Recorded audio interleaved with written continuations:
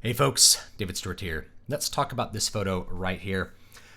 This photo, Star Wars, what should have been, was actually tweeted out by Mark Hamill recently, and he got a whole lot of vitriol for tweeting out this particular photo, and he had a little bit of a response with him as the Joker. Of course, he voiced the Joker in the animated series.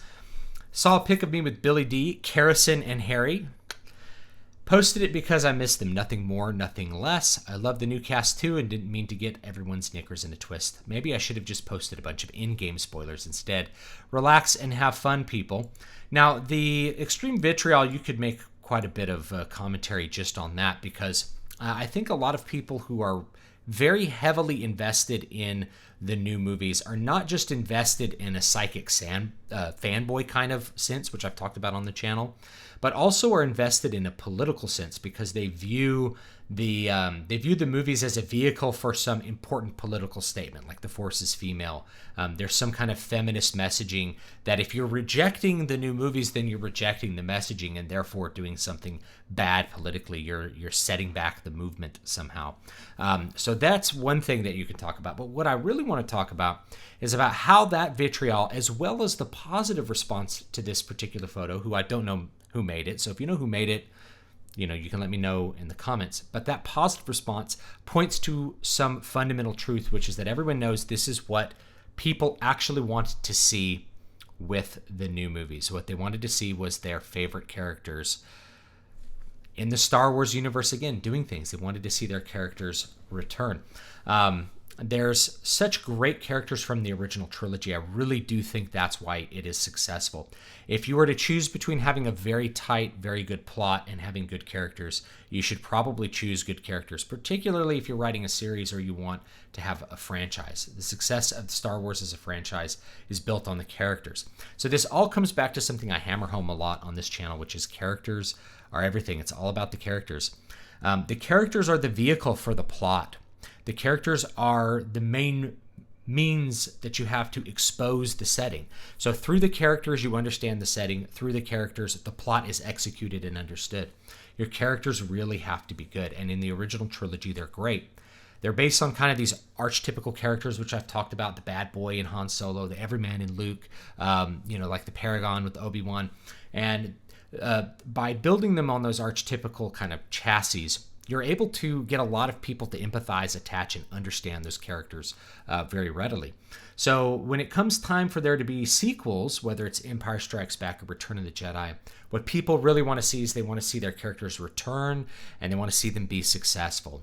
So if it's Lando Calrissian returning and having a heroic arc in Return of the Jedi to make up for the mistakes and the guilt he has from Empire Strikes Back, that's very satisfying. So of course we want to see him return in some even bigger, more fulfilling fashion as a mature character later on. Same thing with Luke. We don't want to see him return as an angry old hermit who hates everyone.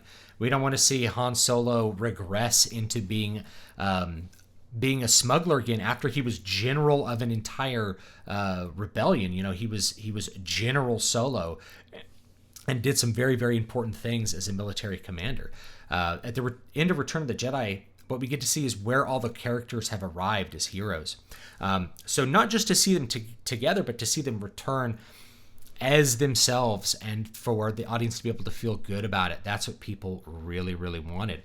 The fact that the new movies, the characters are just not very good. They're not very likable. You have Rey, who's a Mary Sue. There's no real reason to admire or get attached to her. When they're not like that, they tend to be awkward or flat, like Rose Tico or like Finn.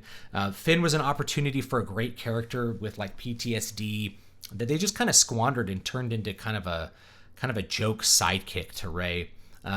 Same thing with Poe Dameron. You had all these opportunities for what should be a likable bad boy character, and instead you end up kind of squandering them through mismanagement. So the new characters just don't really hold a candle to the old ones.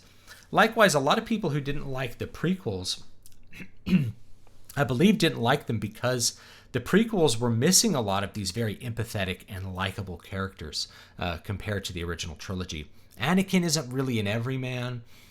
He's kind of a chosen one, so you don't really put yourself in his place. You don't really identify with him a lot. Then you have these detached Jedi, which you don't really personally identify with. There's no Han Solo, ladies' man kind of character. You're just missing a lot of the character types and the character attributes which made the original trilogy cast so likable. And that's not to say anything against the prequels. I like the prequels for sure for what they are, and they have great stories in them. In fact, I think the stories of the prequels are more complex, more interesting, more thematically interesting than the original trilogy. But a lot of people are still way more attached to the original trilogy for a very good reason, which is the characters. So anyway, that's what I wanted to talk about. It really all comes down to the characters. And so if you're writing a book or you're writing a screenplay, make sure that your characters have things about them that you can empathize with, that somebody can get attached to. That the people can be attracted to the character. They can want the character to be successful romantically, professionally, or whatever adventure they happen to be having. That's kind of the lesson that I wanted to communicate with this, not just that we should be okay with Mark Hamill tweeting out cool pictures of old cast reunions that never really got to happen.